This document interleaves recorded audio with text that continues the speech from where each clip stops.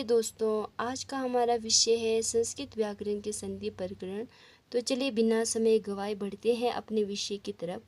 तो सबसे पहले हम समझते हैं कि संधि किसे कहते हैं। संधि का अर्थ होता है मिलना या जुड़ना। जैसे हमारे पास दो शब्द है, मान लीजिए विद्या और आलिया। अब हम इन शब्दों को जोड़ेंगे, विद्या जमा आलिया, तो क्या बना विद्यालया। तो इसमें विद्या क्या है, पूर्व पद है, आल्य क्या है, उत्तर पद, यानी पहला पद है विद्या और आल्य है दूसरा पद। पूर्व पद का अंत वर्ण और उत्तर पद का पारंपरिक वर्ण मिलाने पर जो परिवर्तन होता है उसे हम संधि कहते हैं।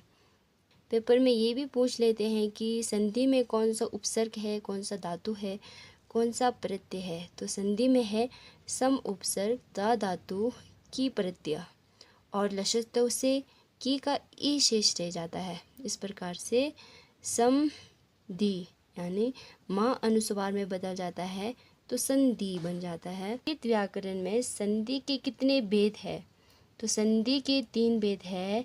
स्वर संधि, अच संधि भी कहते हैं, व्यंजन संधि जिन्हें हल संधि भी कहते हैं, और विसर्ग संधि। स्वर संधि जैसे नाम से ही पता चल रहा है कि इसमें क्या होंगे, स्वर वर्ण होंगे।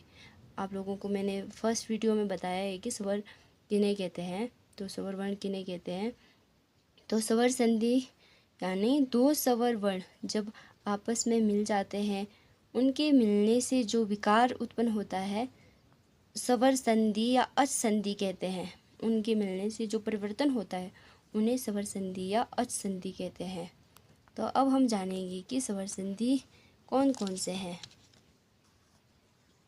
स्वर संधि में आते हैं दीर्घ संधि, गुण संधि, वृद्धि संधि, यण संधि, आयाति संधि और पुर्रूप संधि और पररूप संधि, जिन्हें हम कल जानेंगे। तो चलिए दोस्तों जल्दी से आज का रिवाइज कर लेते हैं। तो सबसे पहले हमने पढ़ा संधि किसे कहते हैं। संधि यानी दो शब्दों का मिलना या जुड़ना, उन्हें संधि कहते हैं।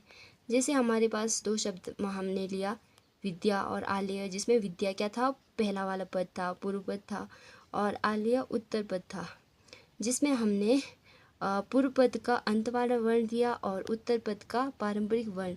उन दोनों के मिलाने पर जो परिवर्तन हुआ उसे हमने क्या कहा, संधि।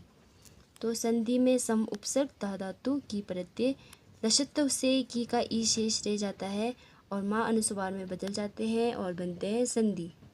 संधि के कितने भेद हैं, संधि के 3 भेद हैं। स्वर संधि जिन्हें अच संधि भी कहते हैं, व्यंजन संधि जिन्हें हल संधि भी कहते हैं, और विसर्ग संधि। तो स्वर संधि जैसे नाम से ही पता चल रहा है हमें कि इसमें दो स्वर वर्ण आपस में मिलकर जो परिवर्तन उत्पन्न करता है उन्हें हम क्या कहेंगे, स्वर संधि या अच संधि कहते हैं। तो स्वर संधि कौन कौन से थे, तो स्वर संधि में कौन कौन से संधि थे, दीर्घ संधि, गुण संधि, वृद्धि संधि, यण संधि, आयाति संधि, पूर्वरूप संधि और पररूप संधि। तो आज के लिए बस इतना ही, बाकी के टॉपिक्स हम कल कवर करेंगे।